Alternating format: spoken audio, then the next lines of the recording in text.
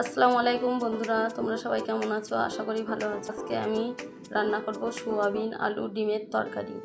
সোয়াবিনগুলো আগের থেকে আমি পানি দিয়ে ভিজিয়ে রেখেছিলাম। পানি চিপে সোয়াবিনগুলো তুলে একটা বাটিতে নিয়েছি। গ্যাসে একটা কড়াই বসিয়েছি, সরিষার তেল দিয়ে লবণ হলুদ দিয়ে সোয়াবিনগুলো ভেজে নেব। একটা পাত্রে নামিয়ে নিলাম।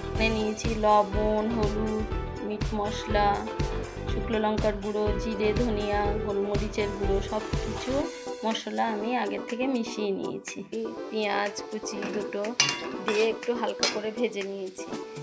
দিয়ে দেবো আদা রসুন আর কাঁচা জিরে বাটা, দিয়ে ভালো করে ভেজে আদা রসুনের কাঁচা গন্ধটা বেরিয়ে যাবে। দেবো দুটো তেজপাতা, কাঁচা লঙ্কা কুচি আর ধনিয়া পাতা কুচি, আর দিয়ে দেবো টমেটো কুচি। আর আগের থেকে যে মশলাগুলো আমি একসঙ্গে করে নিয়েছিলাম সেইটা দিয়ে ভালো করে কষিয়ে পানি দিয়ে দেবো অল্প করে। দিয়ে দেবো সোয়াবিন, আর আগে থেকে আমি আলু ভেজে রেখেছিলাম, দিয়ে ভালো করে কষে নেব। ভেজে রেখেছিলাম সেই পাঁচটা নিয়ে দিয়ে দিলাম।